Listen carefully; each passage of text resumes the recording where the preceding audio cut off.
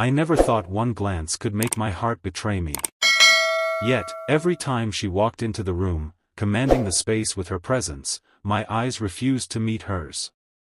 My boss, Ms. Eleanor Hayes, was everything professional people admired: sharp, poised, and intimidatingly beautiful. But to me, she was also a force that made my rational mind stumble.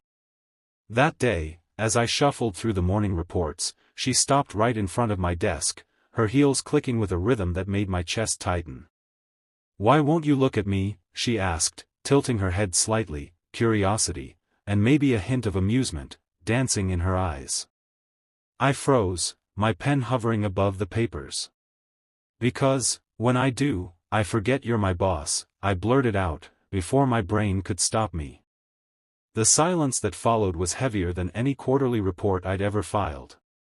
Her lips parted slightly, a mixture of shock and something unreadable passing over her face.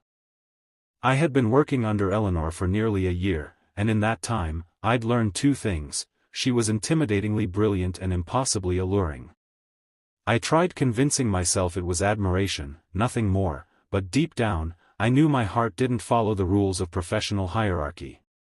That confession hung in the air between us, and suddenly, the office walls felt smaller, tighter, as if the world had shrunk to the space between us.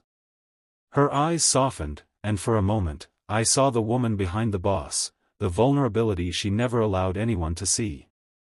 She laughed softly, a sound that was half chuckle, half challenge, and said, "You'd better be careful. Forgetting I'm your boss could get you into trouble." But there was no anger there, only intrigue.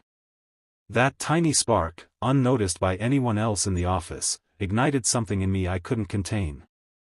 Days turned into weeks, and the tension between us became a delicate dance. I noticed the small things: how she lingered slightly longer during our team meetings when I spoke, how her smiles became more frequent, warmer, when I made her laugh. I, on the other hand, became increasingly aware of my own heartbeat, of the way my chest tightened whenever she approached. It was a dangerous game, and we both knew it. But it wasn't about rules anymore, it was about the unspoken connection that refused to be ignored. And yet, every day, I reminded myself that she was untouchable. My boss. A force I could admire from afar but never approach. One evening, after a particularly grueling project presentation, Eleanor asked me to stay behind. The office was quiet, empty, the soft hum of fluorescent lights the only sound. She walked over, papers in hand, and for the first time, I saw her without her armor. Her hair fell loosely around her shoulders, her eyes tired but still luminous. "You're avoiding me," she said softly, leaning against the desk. I swallowed hard, unsure if I should tell her the truth or retreat into the safety of silence. "I'm not avoiding you," I whispered, though the words felt like a lie. She raised an eyebrow, tilting her head, and I knew I couldn't hide it anymore. When I look at you, I forget everything else. I forget rules, I forget hierarchy. I just see you." For a moment, the air seemed to still. Then, she smiled, the kind of smile that made the world shrink until it was just the two of us. She reached out, lightly brushing a stray strand of hair from my forehead. "I see you too," she said, her voice almost a whisper. And in that instant, all the professional boundaries we had clung to vanished. We were just two people, raw and real, navigating something beautiful and forbidden. But reality, as it always does, had its own rules. Our connection grew, but we both knew the stakes. Rumors could ruin careers, assumptions could destroy reputations. We met in stolen moments, shared subtle glances, and small gestures that no one else understood. It was thrilling, intoxicating, and terrifying. Yet, each challenge made us stronger. Every whispered conversation after hours, every clandestine smile, brought us closer not just to each other, but to the truth of who we were beyond titles and appearances. One rainy afternoon, Eleanor called me into her office unexpectedly. My heart raced, but I didn't run. She gestured for me to sit and slid a folder across the desk. Inside were promotions, projects, opportunities, everything a junior employee could dream of. "I've been watching you," she said, her gaze locking with mine. "Not just your work, but how you handle yourself, how you lead under pressure. You're ready. You're ready for more." I swallowed, overwhelmed by gratitude, admiration, and something deeper I couldn't quite name. I don't know what to say," I murmured. She smiled, leaning back, her fingers intertwined. "Just look at me," she said softly. And this time, I did, not as her employee, not as the person who feared breaking rules, but as someone who finally saw her for everything she was: brilliant, human, and undeniably real. Over time, our relationship became less about stolen moments and more about trust and partnership. We navigated the office politics, the judgments, the whispers, but always side by side. What began as forbidden admiration blossomed into respect, love, and mutual understanding. And the lesson I carried forward, the one that reshaped how I saw life and love, was simple yet profound: sometimes, forgetting the rules isn't a mistake, it's the only way to truly see someone. To truly connect. To truly live. And when you do, the world, no matter how structured or unforgiving, bends just enough to let your heart find its place. Even after we acknowledged what was between us, the world refused to make it easy. The office was a minefield. Rumors had a way of spreading, and just one careless glance from a coworker could have set off speculation that neither of us wanted. Yet, Eleanor and I learned to navigate it like dancers, moving in sync, careful, aware, but unafraid to reach for each other when no one else was watching. Every stolen smile in meetings, every brush of hands in passing, was a small rebellion against the invisible walls around us. But it wasn't always smooth. One Friday, our biggest client presentation went terribly wrong.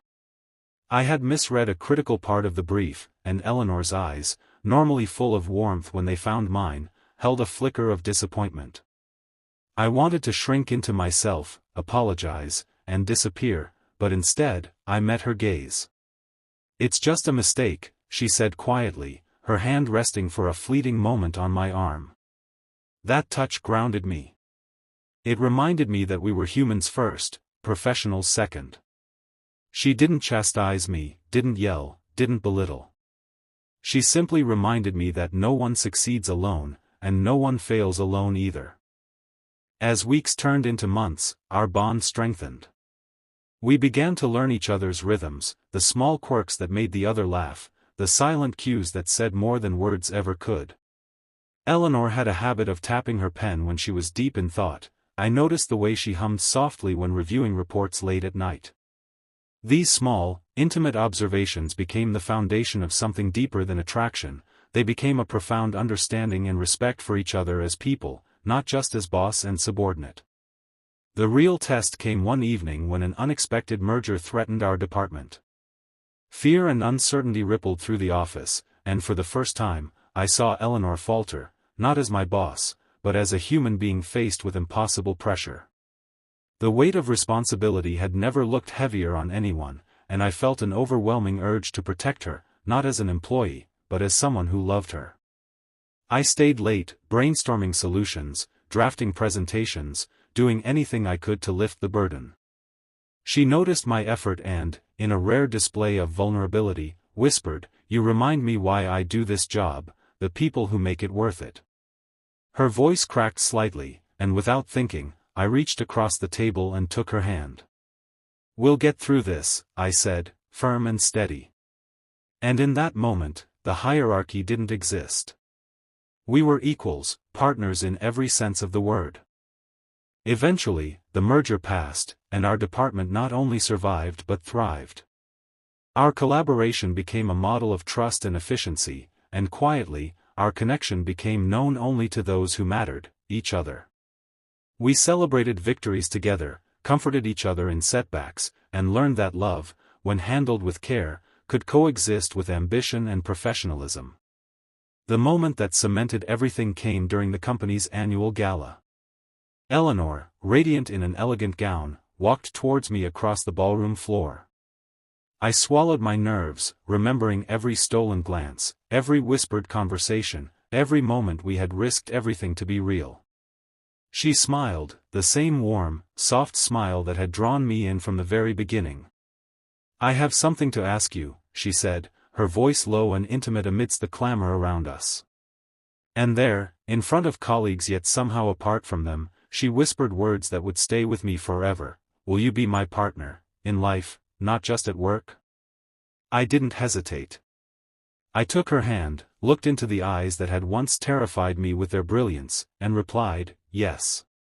Because when I look at you, I see everything I've ever wanted." We learned that love didn't always follow rules. It didn't always respect hierarchy or expectations. But when nurtured with honesty, courage, and respect, it became a force that could elevate every part of life. My boss, the woman who had once made my heart skip a beat simply by existing in the same room, became my equal, my partner, my love. And I realized that the greatest victories aren't just the ones we achieve at work, but the ones we achieve in the heart, by taking risks, embracing vulnerability, and refusing to let fear dictate our lives.